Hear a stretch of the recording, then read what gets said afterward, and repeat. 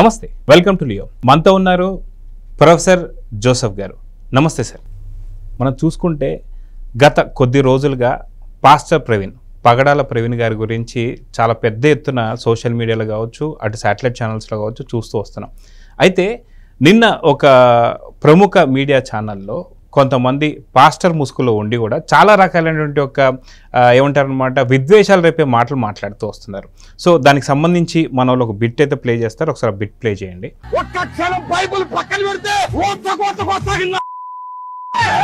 మమ్మల్ని కలకొద్దు, మేము మంచి వాళ్ళం కాదు, మూర్ఖులం, మాతో పెట్టుకోవద్దు, రౌడీజం, బొండాయిజం అన్నిటిని వదిలిపెట్టి ఇక్కడికి వచ్చిన వాళ్ళం ఎంతకైనా దీని తర్వాత ఇదే కోలో చూసుకుంటే నిన్న పాస్టర్ ప్రవీణ్ గారి యొక్క వైఫ్ కూడా ఒక బయట ఏదో వెళ్ళారు. ఏమన్నారంటే నిజంగా కూటమి ప్రభుత్వం సంబంధించి సరిగ్గా దర్యాప్తు చేస్తున్నారు, నాకు పోలీసుల పేరు నమ్మకం ఉందని చెప్పి. సో ఫ్యామిలీ మెంబర్స్ కూడా మాకు తెలుసు ఏం జరుగుతుందో అన్న తర్వాత కూడా ఎందుకని ఇలాంటి కే పాల్ గారు మాట్లాడిన మాటలు కావచ్చు ఇవన్నీ చూస్తూ వస్తున్నాం.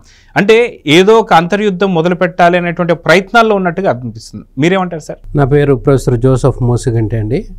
నేను AP state Christian community leader, తర్వాత chairman Jesus believers association council and also director in saint Mary group of engineering colleges, Chebrolu, Guntur. అదే ఇప్పుడు ఏమైందంటే ఈ మరణం రాజకీయ రంగు కూడా పులుముతున్నారు, రాజకీయం కూడా ఎంటర్ అయింది. కొంతమంది ఏమో తమను చూపించుకోవాలని హైప్ కోసం, ఇంకొంతమంది ఏమో తన రాజకీయ లబ్ధి కోసం చాలా ప్రయత్నాలు చేస్తున్నారు. జెన్యూన్గా చేసిన వాళ్ళు ఉన్నారు, జెన్యూన్గా ఆయన మరణించినప్పుడు తర్వాత అంతిమయాత్రలోనూ స్వచ్ఛందంగా చాలామంది పాల్గొన్నారు. సో ఈ రాజకీయ ముసుగులో ఇప్పుడు వాళ్ళ చూస్తే వాళ్ళ పరిపాలన, సపోజ్ వైసీపీ ఉంది, వాళ్ళ పరిపాలన టైంలో వాళ్ళ 5 సంవత్సరాలు పరిపాలించినప్పుడు ఒక పాస్టర్, ఇంక ఈ పాస్టరు అది హత్య లేకపోతే యాక్సిడెంటా లేకపోతే ఇంకా తెలియలేదు, క్లారిటీ లేదు కదా. జగన్మోహన్ రెడ్డి గారి పరిపాలన టైంలో ప్రకాశం జిల్లాలో ఒక పాస్టర్ని కర్రలతో కొట్టి చంపేశారు బాహాటంగా. తెలిసింది, అది చిన్న పిల్లలతో కొట్టి చంపేశారు. అది పోలీసులు కూడా ఐడెంటిఫై చేశారు. ఎందుకంటే ఒక వైసీపీ లీడరు ఉపాధి హామీ డబ్బులు తినేస్తున్నాడని కొంచెం ప్రశ్నించినందుకు, అయ్యా వీళ్ళ పేదోళ్ళు, వీళ్ళ డబ్బులు తింటే మంచిది కాదు, మళ్ళీ దీంట్లో కమిషన్ అని ప్రశ్నించినందుకు అండర్ మైనర్ పిల్లల చేత కొట్టి చంపించేశాడు. ఒక ఎమ్మెల్యే వెళ్ళలేదు. తర్వాత జగన్మోహన్ రెడ్డి ఒక వాయిస్ ఇవ్వలేదు. ఓకే, పోనీ వీళ్ళందరూ పెద్దోళ్ళు వదిలేయండి, కార్పొరేషన్ చైర్మన్ ఉంటాడు మాకు, Christian minority finance corporation. So ఆయన కూడా కనీసం వెళ్ళి పలకరించలేదు, ఫోన్ కూడా చేయలేదు. పోనీ వాళ్ళు చేయలేదు, నేనే చేశాను ఆయనకి, అయ్యా ఇలా జరిగింది మీరు వచ్చి మాట్లాడండి అంటే, నా పరిధిలోకి రాదండి అని బొల్లారపు జాన్ వెస్లీ అనే ఆయన అన్నాడు. అలాంటి ఆయన, ఆ బొల్లారపు జాన్ వెస్లీ మాజీ చైర్మన్ ఎవరైతే ఉన్నారో ఆయన మొన్న రాజమండ్రిలో పెద్ద హంగామా చేశాడు. మా క్రిస్టియన్ సమాజానికి కూడా చెడ్డపేరు తెచ్చాడు అక్కడ. ఏంటి, ఆ పోలీసుల మీద దురుసుగా ప్రవర్తించడం, మాట్లాడే విధానం కూడా రాదు ఆయనకి. పోనీ అది ఏదో పంచనామా రిపోర్టు చదువుతున్నాడు, ఏదో చదవడం కూడా రావట్లేదు. పోనీ చదివేవాళ్ళు పక్కన ఉన్నారు పాస్టర్లు, వాళ్ళకి ఇవ్వకుండా లాగేసుకున్నాడంట మైక్. పెద్ద హంగామా సృష్టించాడు. వాళ్ళు చివరికి లాఠీ చార్జ్ చేసి అంబులెన్స్ని పంపించాల్సి వచ్చింది. ఆ పరిస్థితి తీసుకొచ్చాడు ఆయన. ఇలాంటి వాళ్ళు క్రైస్తవ సమాజానికి చాలా చెడ్డపేరు తెస్తున్నారు. అది క్రైస్తవ సమాజం కూడా గుర్తించాలి. ఎవరు ఏ ఉద్దేశంతో చేస్తున్నారు, వీళ్ళు నిజంగా మన మీద ప్రేమ ఉందా, వీళ్ళు అధికారంలో ఉన్నప్పుడు ఏం చేశారు అనేది సమాజం కూడా గుర్తించాలి. లేకపోతే ఏమవుతుందంటే మనకే అసలుకే మోసం వస్తుంది. తర్వాత ఇంకా కేఏ పాల్ ఇలాంటి వాళ్ళు, ఆయన ఏదో మాట్లాడుతుంటాడు, మనం చూస్తున్నాం మీడియాలో, ఏదో మాట్లాడతాడు హైప్ కోసం, దేనికోసం, నా పార్టీలో జాయిన్ అవ్వండి అంటాడు, నా పార్టీలో జాయిన్ అయితే నేను చేస్తానంటాడు, ఏదో ఆయన్ని వదిలేసేయండి. ఇంకొంతమంది స్పందించడం మంచిదే, ప్రభుత్వం దృష్టికి తీసుకెళ్ళడం మంచిదే, కానీ అనవసరమైన స్టేట్మెంట్స్. ఇప్పుడు ప్రభుత్వం స్పందించింది కదా, సీఎం గారే స్పందించారు, అది నిజంగా గ్రేట్ థింగ్. అది ఒక సీఎం, ఒక పాస్టర్ విషయంలో సీఎం గారు స్పందించారు, నారా లోకేష్ గారు స్పందించారు, హోమ్ మినిస్టర్ స్పందించింది, ఎమ్మెల్యేలు స్పందించారు. నార్మల్గా ఏంటది పోస్ట్ మార్టం చేయకుండా ఒక బృందాన్ని, సీనియర్ డాక్టర్స్ని అరేంజ్ చేశారు కదా, వీళ్ళని కూడా అలౌ చేశారు. క్రిస్టియన్ డాక్టర్స్ కూడా ఉన్నారు. అలాగే 5 పోలీసు బృందాలు ఏర్పాటు చేశారు. నిష్పక్షపాతంగా దర్యాప్తు చేయండి అన్నారు. ఇంత చేసినాక కూడా వీళ్ళు ఇలా గొడవ చేస్తున్నారంటే వీళ్ళ క్రైస్తవ సమాజానికి చెడ్డ పేరు తీసుకురావడం తప్ప ఇంకోటి లేదు. సార్ ఇప్పుడు మీరు అన్న మాటల్లో నాకు ఇంకోటి కూడా గుర్తొస్తుంది సార్. ఇప్పుడు అరెస్ట్ అయినటువంటి ఒక బోరుగడ్డ అని వైసీపీ ముసుగులోనే ఉంటూ ఒక దళిత పాస్టర్ని ఆయన దగ్గర నుంచి మీకు ఫారెన్ నుంచి ముడుపులు ఇప్పిస్తానని చెప్పి 10 లక్షలు తీసుకొని మళ్ళీ అడిగితే డబ్బులు ఒక 5 లక్షలు రిటర్న్ చేసి మళ్ళీ అడిగితే 5 లక్షలు కూడా చంపేస్తానని చెప్పి బెదిరించారు. నిజంగా దళితులకి కావచ్చు, పాస్టర్స్కి కావచ్చు, ఇలాంటి వాళ్ళకి నిజంగా వైసీపీ న్యాయం చేసిందా? ఇప్పుడు ఎందుకు మాట్లాడుతుందంటే ఏం చెప్తారు? జగన్మోహన్ రెడ్డి గారు అందరికంటే ఎక్కువ అన్యాయం చేసింది ఎవరికంటే క్రిస్టియన్స్కి ఎక్కువ అన్యాయం చేసింది ఉన్న వర్గాలన్నిటిలోకి. అంటే చాలామంది అనుకుంటారు ఆయన క్రైస్తవుడు, ఆయన టైంలో చాలా మత మార్పిళ్ళు జరిగిపోయాయి, లేకపోతే ఆయనకి క్రిస్టియన్స్కి చాలా మేలు చేశాడు అనుకుంటారు. నిజానికి ఆయన ఎక్కువ ఘోరమైన అన్యాయం చేసింది క్రైస్తవులకే. అందరికంటే ఎక్కువ ఓన్ చేసుకున్నది, ఈవెన్ రెడ్డిస్ కంటే కూడా ఎక్కువ ఓన్ చేసుకుని ఓట్లు 99% గుద్దేసింది ఎవరంటే క్రిస్టియన్స్. అలాంటి వాళ్ళకి ఏంటి ఆయన ఎక్కువ మాట్లాడేది విశ్వసనీయత ఉండాలి, విలువలు ఉండాలి అంటాడు. మరి గ్రాటిట్యూడ్ ఉందా ఇక్కడ? క్రిస్టియన్స్కి అరే ఇంత నా కోసం ఓన్ చేసుకున్నారు వీళ్ళకి ఏదో చెయ్యాలి అనేది ఆయనకి విశ్వసనీయత లేదు. అందరికంటే ఆయన నాకు క్రిస్టియన్ ముద్ర పడకూడదు, క్రిస్టియన్ ముద్ర పడకూడదని వాళ్ళని అసలు 3.5 సంవత్సరాలు రానిలేదు, దగ్గరికి రానిలేదు. బిషప్లను కానీ లేకపోతే పాస్టర్స్ని కానీ దగ్గరికి రానిలేదు. సో అది ఆయన జగన్మోహన్ రెడ్డి గారు మాకు చేసిన మేలు. సార్ విలువలు విశ్వసనీయతలు అని చెప్పేసి మీరు ఇప్పుడు అన్నట్టుగా నిజంగా తల్లిని చెల్లిని పక్కన పెట్టడమే కాకుండా చనిపోయిన తండ్రి మీద కూడా కేసు పెట్టడం మనం చూసాం. సో ఇప్పుడు తల్లి పైన కూడా కేసు పెట్టడం చూసాం.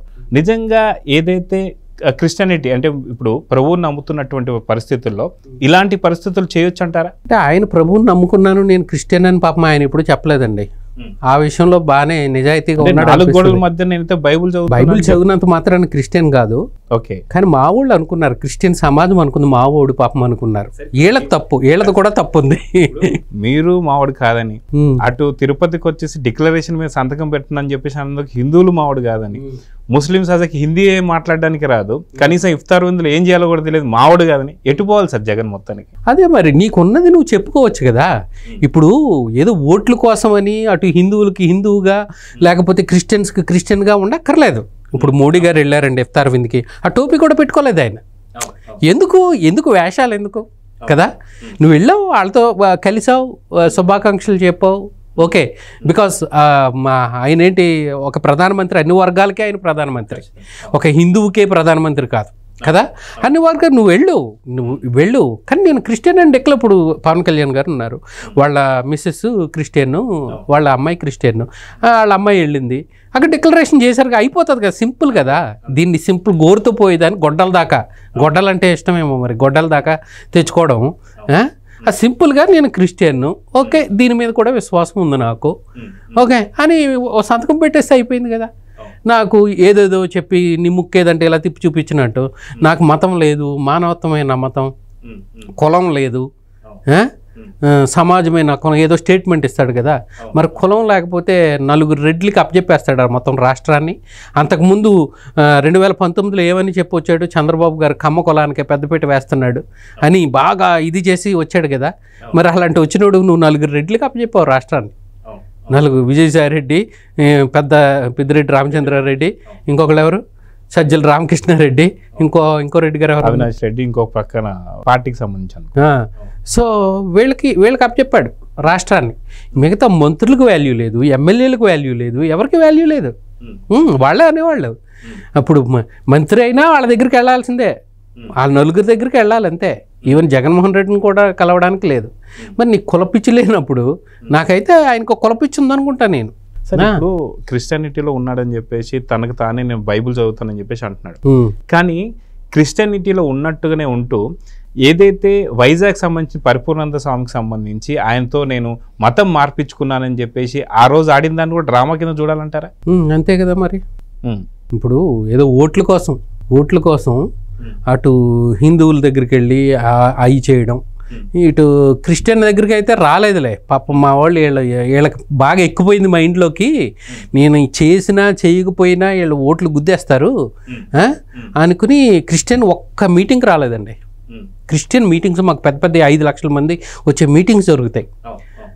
మా వాళ్ళు వెళ్ళి అడిగితే నాకు బీజేపీ ప్రెజర్ ఉంది, నేను రాను. బీజేపీ వాళ్ళు ఎందుకు ప్రెజర్ చేస్తారండి? నువ్వు భయపడుతుంటే భయపడతారు ఎవరైనా, అంతే కదా. అంటే తప్పు చేస్తుంటే ఇప్పుడు ఈయనకి కేసులో దేనికోసమో భయపడుతుంటే వాళ్ళు భయపడతారు. లేకపోతే నువ్వే ఏంటది అమ్మేస్తున్నావు జాతినో లేకపోతే కమ్యూనిటీని.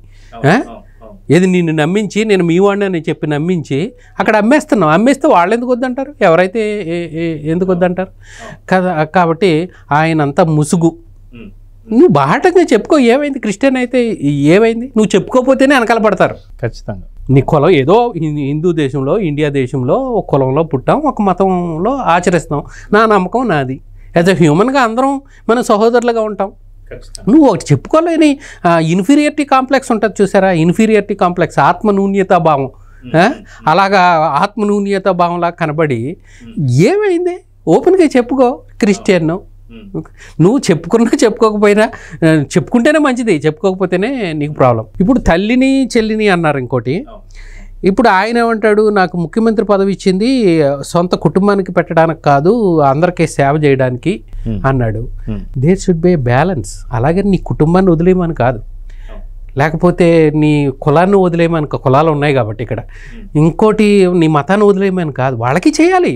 ఇప్పుడు నీ తల్లికి చేయాలి, అలాగని మొత్తం దోచిపెట్టేయమని కాదు, నీ కుటుంబానికే దోచిపెట్టమని కాదు.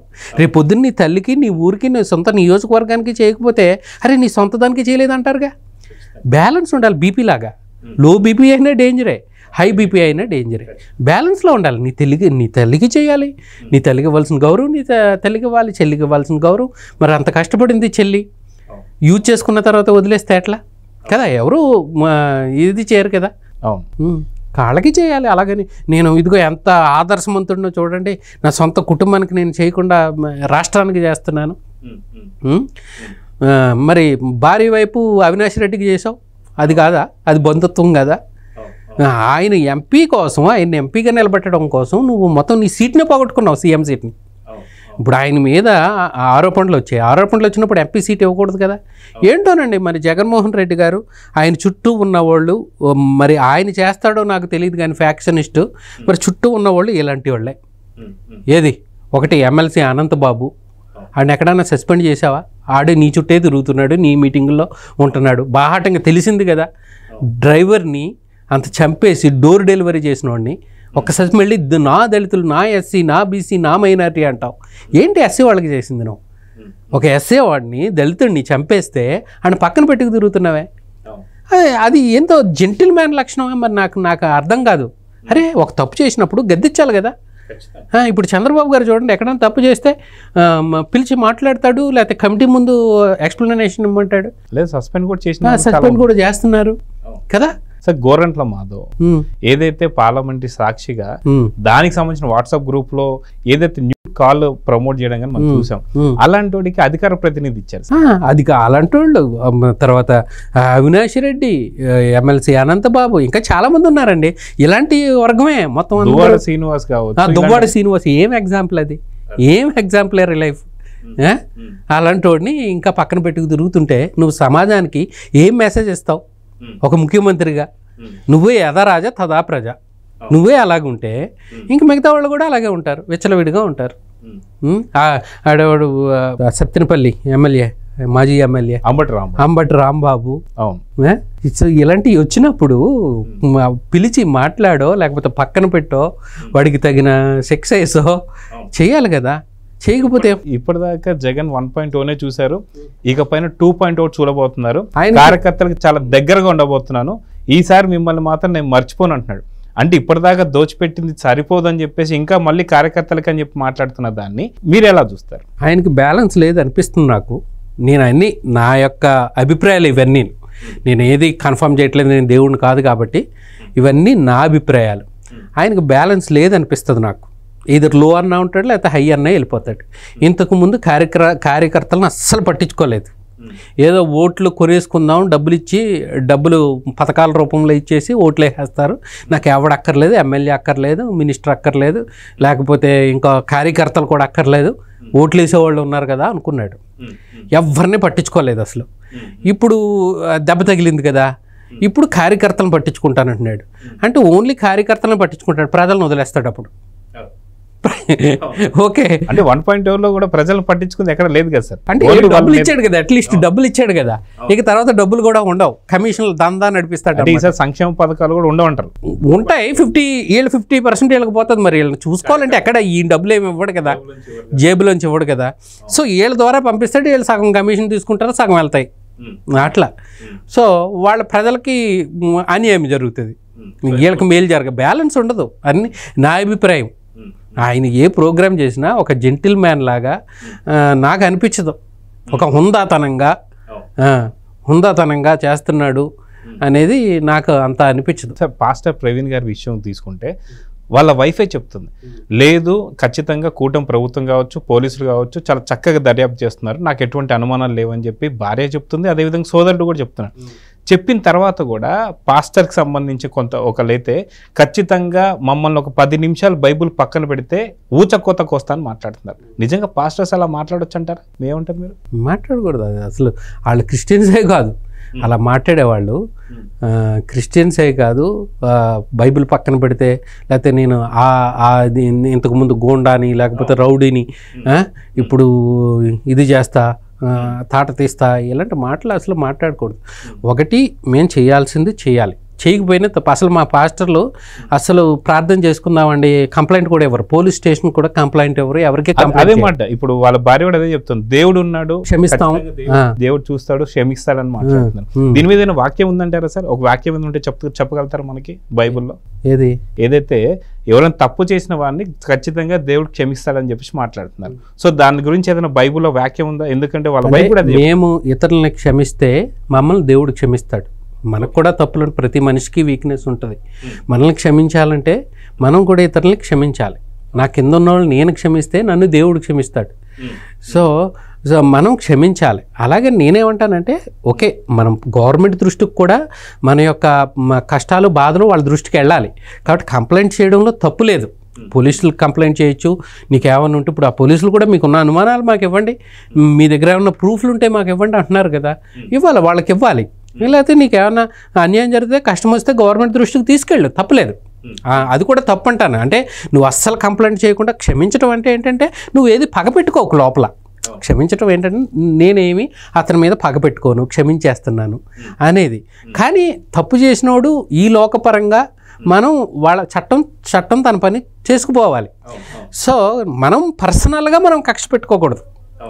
ఇప్పుడు కొంతమంది ఏంటి, జైలు నుంచి బయటకు వచ్చినా చంపేస్తున్నారు కదా. మొన్న ఒక లాయర్ని తిరిగి అతని మీద ఏదో చేసాడని కార్లో వెళ్తుంటే చంపేసి, అది పగ పెట్టుకోవడం, పగ. ఆ పగ ఉండకూడదు అంటాడు దేవుడు. ఒకవేళ నిజంగా ఇప్పుడు చట్టానికి దొరకకుండా కూడా ఏమైనా చంపారు అనుకుందాం, సపోజ్, మనకు తెలియదు ఇది నిజంగా చట్టానికి దొరకకుండానే ఏదో స్లో పాయిజన్ ఇచ్చేసి ఆయన అలాగా వెళుతూ చనిపోయాడు అనుకుందాం. కొన్ని ఉంటాయంట, మరి ఎవరు అన్నారు, అది నిజమో కాదో నాకు తెలీదు. ఆ స్లో పాయిజన్ పోస్ట్ మార్టంలో కూడా రాదంట. సరే, ఒకవేళ అనుకుందాం చట్టానికి దొరకకుండా, ప్రభుత్వానికి దొరకకుండా చేశాడు, ప్రభు శిక్షిస్తాడని.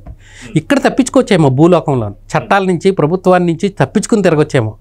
మేము విశ్వసించేది ఏంటంటే పరలోకం, ఆ లోకం. ఇక్కడ ఎంతకాలం ఉంటామో గ్యారంటీ లేదు ఈ లైఫ్కి. మాకు ఆత్మకి చావు లేదు, మేము ఆత్మ నమ్ముతాం. చనిపోయిన తర్వాత లైఫ్ ఉందని నమ్ముతాం. కడుపులో బిడ్డ దాంట్లో ఉన్నప్పుడు ఆడు ప్రపంచం అది, ఆ కడుపు ఒకటే, అమ్మ కడుపు. బయటకు వచ్చినాక ఓ చెట్టు పుట్ట ఇవన్నీ నేర్చుకుంటాడు, లోకం ఉంది, ఇదంతా ఉందని కళ్ళు తెరిస్తే కనబడుతుంది. అలాగే మేమేం నమ్ముతామంటే, బైబిల్లో ఏముందంటే, ఇక్కడ కళ్ళు మూస్తే అక్కడ నరకంలో కానీ స్వర్గంలో కానీ కళ్ళు తెరుస్తాం. సో అది నమ్మేవాళ్ళం మేము. ఎప్పుడు ఎక్కువ ప్రయారిటీ పరలోకం. అక్కడ తప్పించుకోలేడు. దేవుడు అన్నాడు, నేను నేను ఆడి మీద పనిష్మెంట్ నేను తెచ్చుకుంటా, మీరు వదిలేయండి అన్నాడు. మీరు పగ పెట్టుకోవద్దు, ఆడి మీద, వాళ్ళ మీద పగ పెట్టుకోవద్దు, వదిలేసేయండి, క్షమించేయండి, నేను చూసుకుంటా, నాకు వదిలేయండి. మిమ్మల్ని ఏమన్నా చేస్తే నా కళ్ళల్లో పొడిచినట్టు అన్నాడు దేవుడు, యేసుప్రభు. నా కళ్ళు పొడిచినట్టు. కళ్ళు పొడిస్తే ఎంత బాధ వస్తుంది, సెన్సిటివ్. సో అందుకని మేము ఎవరి మీద ఏమీ పెట్టుకోకూడదు. ప్రభుత్వం దృష్టికి తీసుకెళ్ళాం, అంతే మన బాధ్యత. ఒకవేళ అక్కడ కూడా మాకు అనుకూలంగా రాలేదు, వదిలేయండి, దేవుడు చూసుకుంటాడు, ప్రార్థన చేయండి. ఇప్పుడు నాకు కూడా నా పర్సనల్గా అడిగితే 99% అతను మంచోడే అనిపిస్తుంది నాకు. నేను ఎప్పుడో 10 years 8 years బ్యాక్ కలిశాను అతను చూసినా, అతను ప్రసంగాలు చూసినా, హార్ట్ చూడలేం మనం, దేవుళ్ళం కాదు. ఆయన ప్రసంగాలు చూసినా, ఆయన్ని చూసినా, ఆయనకు తాగుడు అలవాటు ఉందని కానీ, లేకపోతే అమ్మాయిలతో సంబంధాలు ఉన్నాయని కానీ నాకైతే అనిపించదు. 99% అతను హ్యాపీ, సమస్యలు కూడా లేవు, భార్యతో కానీ కుటుంబంలో కానీ సమస్యలు లేవు. ఆయన ప్రసంగాల్లో చెప్పాడు. ఒక 14 మందిని పెంచాడంట. ఆయనకి 2 ఆడపిల్లలు, ఇంకో 2 ఆడపిల్లల్ని, ఇది కూడా లేదు ఆయనకు, మగపిల్లడు ఆడపిల్ల అనే ఫీలింగ్ కూడా లేదు. ఇంకో 2 ఆడపిల్లలను దత్తత తీసుకున్నాడు. ఇంకో కొంతమంది ఆర్ఫన్స్ని తెచ్చి పెట్టుకున్నాడు. మరి వీళ్ళిద్దరూ కోఆర్డినేషన్ ఉంటేనే కదా ఇద్దరు వైఫ్ అండ్ హస్బెండ్ కలిసి కంపెనీ నడుపుకుంటారు. సో ఇంత అన్యోన్యమైన కుటుంబం అనిపిస్తుంది నాకైతే. వాళ్ళకి ఏమి ఎప్పుడు హ్యాపీగా ఉంటాడు అబ్బాయి ప్రవీణ్, పగడాల ప్రవీణ్, ఎప్పుడు హ్యాపీగా మంచి మంచి ప్రసంగాలు. నేను ఒక క్రిస్టియన్గా నేను చెప్పడం కాదు, హైందువులు చెప్పారు ఆయన గురించి. హైందువులు టీవీ ఛానల్స్ వాళ్ళు చెప్పారు, పెద్ద పెద్ద టీవీ ఛానల్స్ వాళ్ళు. సో అనేక మంది మాట్లాడారు, ఒక మనిషిని ముస్లిం గానో క్రిస్టియన్ గానో లేకపోతే హిందూ గానో చూడకుండా మనిషిని మనిషిగా చూడండి అనే వాక్యాలు, ఇలాంటి మాటలు వాళ్ళు మాట్లాడారు, నేను మాట్లాడడం కాదు. జరిగినటువంటి ఒక ఇన్సిడెంట్ ఒకటైతే దీన్ని అనవసరంగా దాన్ని మొదటి రోజునే అసలు పోస్ట్ మార్టం కూడా అవసరం లేదు, ఏదైనా జరిగితే దేవుడు క్షమిస్తాను నువ్వు ఇందాక అన్నట్టుగా వాళ్ళ వైఫ్ చెప్పిన తర్వాత కూడా ఏదైనా అనుమానాలు ఉంటే తీర్చాలని చెప్పి కూటమి ప్రభుత్వం తీసుకుంది, దాని మీద ఇన్వెస్టిగేషన్ చేస్తుంది. ఇదంతా ఒక ఎత్తు అయితే అనవసరంగా కేఏ పాల్ గారు కావచ్చు, లేదంటే హర్షకుమార్ గారు కావచ్చు, ఇలాంటి వాళ్ళందరూ మాట్లాడడం వల్ల ఆయన ఎక్కడెక్కడ ఏమేం చేశాడు అనేది దాదాపు 300 సీసీ ఫుటేజ్లు ఏదైతే ఉందో సైంటిఫికల్గా బయట టెక్నికల్గా బయట పెట్టిన తర్వాత కూడా ఇప్పటికీ దీన్ని ఒక కుట్ర కోణం కింద లేదా అంతర్గత యుద్ధాన్ని తీసుకురావాలి అని చెప్పేసి చూస్తూ వస్తున్నారు. సో దీనివల్ల ఏమైపోతుందంటే పాస్టర్ ప్రవీణ్ గారు గతంలో ఎంత మంచివాడు అనేది మనం ముందుగా చనిపోయిన వెంటనే సానుభూతి చాలా పెద్ద ఎత్తున వచ్చింది. కానీ అదే సానుభూతి కాస్త వీళ్ళు అనవసరంగా చిలికి గాని వాళ్ళు చేసి ప్రతిసారి ఏదైతే మీడియా ముందుకు వచ్చి మాట్లాడడం వల్ల ఏమైపోతుందంటే ఆయన తాగాడని, ఆయన మందు కొన్నాడని, నిజంగా ఒక కుటుంబాన్ని పూర్తిగా చిదరం చేస్తున్నట్టు కాదా సార్ ఈ వ్యాఖ్యలన్నీ కూడా? ఏమంటారు? ఇప్పుడు ఆయనకి బ్యాడ్ నేమ్ వచ్చే కంటే కూడా క్రిస్టియన్ సమాజానికి ప్రాబ్లం అవుతుంది. అవును, ఇప్పుడు అదే కమ్యూనల్ ఇష్యూస్ పెరుగుతాయి, ఏది సెన్సిటివ్ ఇష్యూస్ ఒక మతాల మధ్యలో ఇవి ఎక్కువైపోతాయి. ఆయన చనిపోయాడు, ఆయన వెళ్ళిపోయాడు, ఆయనకి దేవుడు తీర్పు తీర్చాడు. ఆయనకి తాగుడు అలవాటు ఉందా లేదా, ఇప్పుడు నేను అన్నాను 99% మంచోడు అయి ఉంటాడు, కానీ 1% మేబీ నాకు తెలియదు తాగుడు అలవాటు ఉందేమో, అది కూడా ఏమో అంటున్నాను నేను, తాగుడు అలవాటు ఉందేమో, నిజంగానే తాగి పడిపోయాడేమో తెలీదు. ఇప్పుడు నాకు పర్సనల్గా ఆయన కొంచెం సైకాలజీతో చూస్తే ఆయన 99% మంచోడే అనిపిస్తుంది నాకు. ఇప్పుడు ఒకరిని ఇష్టపడితే మనం ఏంటంటే, ఒక అమ్మాయి ఎగ్జాంపుల్ చెప్తుంటాను, ఒకరిని ఇష్టపడింది అనుకోండి, ఎవరైనా ఎంతగా మా నల్లగా ఉన్నాడు పొట్టిగా ఉన్నాడంటే, కాదు ఆడు నల్లగా ఉన్నాడు, మనసు వెన్న, నన్ను బాగా చూసుకుంటాడు, పొట్టయితే ఏంది, మనసు మంచిది అంటారు. అలాగా ఆ ప్రవీణ్ మీద ఉన్న మంచి అభిప్రాయం వీళ్ళు యాక్సెప్ట్ చేయలేకపోతున్నారు. ఓకే, నువ్వు యాక్సెప్ట్ చేయలేనంత మాత్రాన ఇంకొకరిని బ్లేమ్ చేయకూడదు కదా, మనకు తెలియకుండా కన్ఫర్మ్ చేయకూడదు కదా. ఇప్పుడు నీ అనుమానాలు నీకు ఉండొచ్చు, సరే. మా బైబిల్ ఏం చెప్తుందంటే కొంతవరకు వెళ్ళాం, అయిపోయింది, ప్రభుత్వం స్పందించింది, మంచిగా ఇన్వెస్టిగేషన్ చేస్తుంది, సరే. మనకు అనుకూలంగా వచ్చినా రాకపోయినా ఇంకా దీన్ని లాక్కుండా, ఇంకా ర్యాలీలు ఏదో మన ఇది చేసుకోవడానికి ర్యాలీలు తీసి ఇంకా ప్రజలకు ఇబ్బంది కలిగించి చేయకుండా ప్రార్థన చేయండి, ప్రార్థనలు చేసుకుని మీరు ఐకమత్యం అవ్వండి, అందరూ కలిసి ఐకమత్యం అవ్వండి. పాపం ఆయన చనిపోయిన ఆయన బతుకున్నప్పుడు కూడా కలిపేవాడు. పాస్టర్ మధ్యలో కూడా డాక్టరీన్ విషయంలో డిఫరెన్సెస్ ఉంటే ఒకరికి ఒక అభిప్రాయం, ఇంకొకరికి వీళ్ళిద్దరు గుద్దుకోకుండా ఇద్దరిని దగ్గర పెట్టి కలిపేవాడు. అది కూడా బైబిల్ లక్షణం.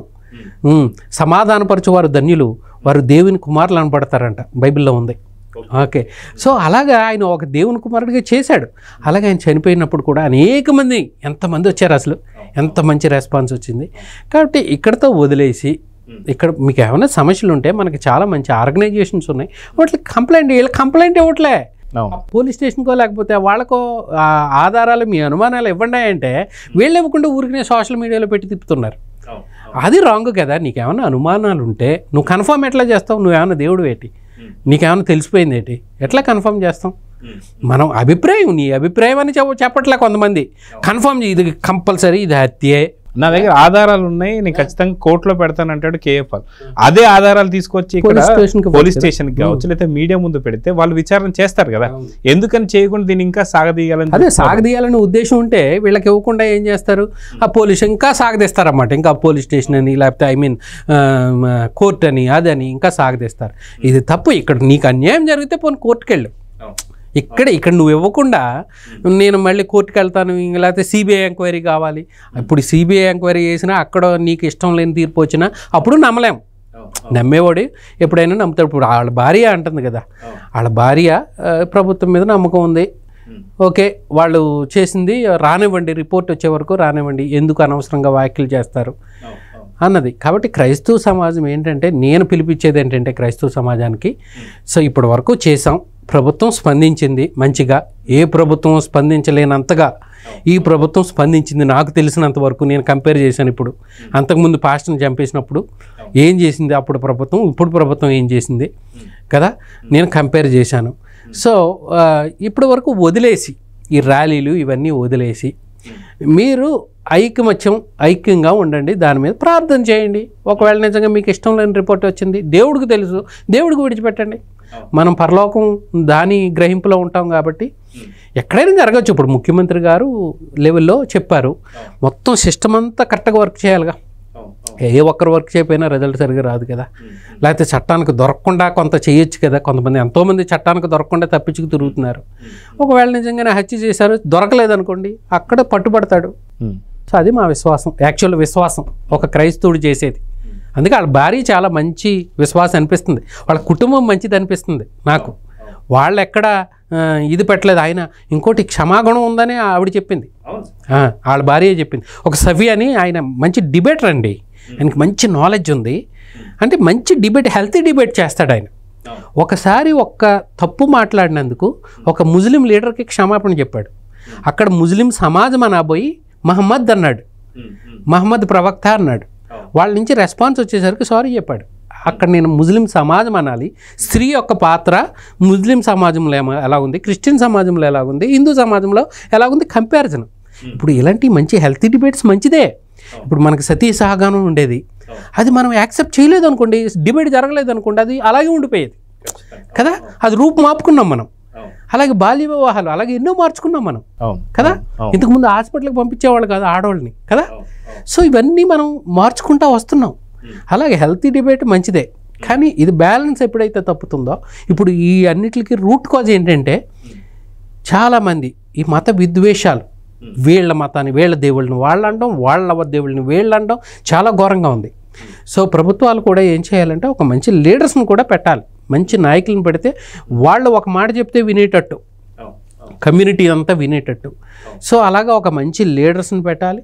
అలాగే వాళ్ళని ఎవరైతే ఇలాగా రెచ్చగొట్టే వ్యాఖ్యలు చేస్తున్నారో వాళ్ళని కూర్చోబెట్టి ఇక నుంచి ఇలాంటివి చేయకూడదని చెప్పాలి, చేస్తే కనుక పనిష్మెంట్ ఇవ్వాలి. సో దీనంతటికి కారణం అవి కూడా మనం చూస్తున్నాం ఎంత ఘోరంగా మాట్లాడుకుంటున్నారు.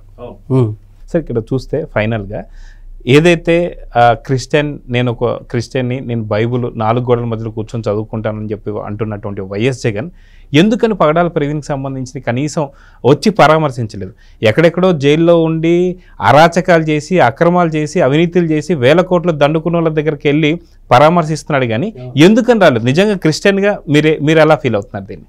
నారా లోకేష్ గారు ఆయన పర్సనల్ ట్విట్టర్ అకౌంట్ నుంచి పెట్టాడు.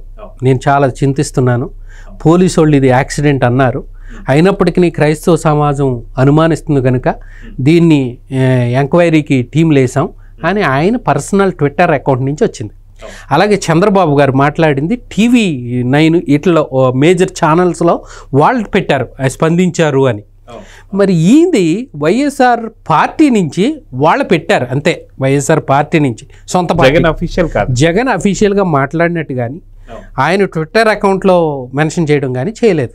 సో మరి ఏం స్పందించినట్టు ఆయన? అంటే క్రైస్తవ సంఘాలుగా మీరేం అనుకుంటున్నారు? ఆయన స్పందించలేదు. ఆయన క్రైస్తవులకి ఏమి చేయడండి. ఆయన మా ఓళ్ళు అనుకోవడం, మావోడు అనుకోవడం, ఏళ్ళు ఇదవడం తప్ప ఆయన క్రైస్తవులకి ఏమీ చేయడం. ఆయన భయంతో ఉన్నాడు. ఆయన కేసులు బట్టో దేని బట్టో ఒక ఇన్ఫీరియారిటీ కాంప్లెక్స్లో ఉన్నారనిపిస్తుంది నాకు. కాబట్టి ఆయన ఏమి క్రైస్తవ సమాజానికి ఏమీ చేయడు. మొన్న ఇప్పుడు అందరికీ చేయాలి. నువ్వు క్రిస్టియన్ అయితే క్రిస్టియన్ సమాజానికి చేయడం, లేకపోతే హిందూ అయితే హిందూ సమాజానికి చేయడం కాదు, అందరికీ రెస్పాండ్ అవ్వాలి. హైదరాబాద్లో చిలుకూరు ఆయన ఎవరో పంతులు గారిని కాలట్టుకి లాగాడని వీర రాఘవరెడ్డి ఎవరో వెంటనే ఫోన్ చేసి మాట్లాడాడు కదా. మరి నీకు విశ్వసనీయత ఇంత 99% వేసిన వాళ్ళు మరి వెళ్ళి మాట్లాడాలి కదా. మాట్లాడలేదంటే ఏంటి? మా క్రైస్తవ సమాజం కూడా ఆలోచించాలి. జగన్మోహన్ రెడ్డి క్రైస్తవ సమాజానికి ఏమి చేయడు, మీరందరూ ఆయనకి సపోర్ట్ చేసి అనవసరంగా మన క్రైస్తవ సమాజానికి అన్యాయం చేసుకున్నట్టే. ఆయన చెప్తాను మీకున్న విలువలు విశ్వసనీయతలు పోగొట్టుకున్నట్టే. అలాగ అనకూడదు. ఇప్పుడు నేను దొంగకు సపోర్ట్ చేశాను అనుకోండి, నేను మంచోడినే చెడ్డోడినా? ఆడు పాపంలో నేను కూడా పాలు బాగా వస్తుండే, అంతే కదా. ఆడికి సపోర్ట్ చేస్తున్నానంటే మరి ఇప్పుడు ఇలాంటి తప్పులు చేసే వాళ్ళకంట డిఎస్పీతో సల్యూట్ కొట్టిస్తాడట. ఇదిగో చూడు నీకు అంటే పోలీస్ డిపార్ట్మెంట్ని కూడా అవమానపరుస్తున్నట్టు. అంటే సల్యూట్ కొడితే ఇటు తక్కువైపోయినట్ట, ఆడు ఎక్కువైపోతున్నట్ట. ఒకళ్ళనొకళ్ళు హానరింగ్. ఈయన సల్యూట్ కొడితే ఆయన సల్యూట్ కొట్టడా? అంతే కదా.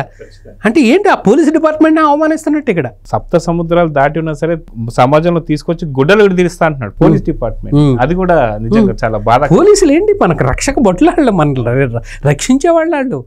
అక్కడ రోడ్ల మీద ఎండల మీద నువ్వు వెళ్తుంటే వాళ్ళు రక్షిస్తున్నారు అంటే అసాంఘిక శక్తులు లేకుండా మనం కాపాడబడుతున్నాం. అలాంటి డిపార్ట్మెంట్ని అవమానిస్తే ఎంత అన్యాయం అది. నీకు చుట్టూ ఉండేవాళ్ళు ఎవరు? సెక్యూరిటీ కదా, వాళ్ళే కదా. సో చూద్దాం సార్, ఖచ్చితంగా మీరు అన్నట్టుగా ఇక్కడ మనం క్షమించబడితేనే ఖచ్చితంగా ప్రభు అక్కడ శిక్షించబడతాడని చెప్పారు. కాబట్టి ఆ నినాదం ఏదైతే వాళ్ళ వైఫ్ కూడా చెప్పారో, వాళ్ళ బ్రదర్ కూడా చెప్పారు, కానీ ఇప్పటికైనా సరే విని మత విద్వేషాలు రెచ్చగొట్టకుండా ఉండాలని చెప్పి కోరుకుందాం. నమస్తే sir. Please subscribe to Leo news for more videos.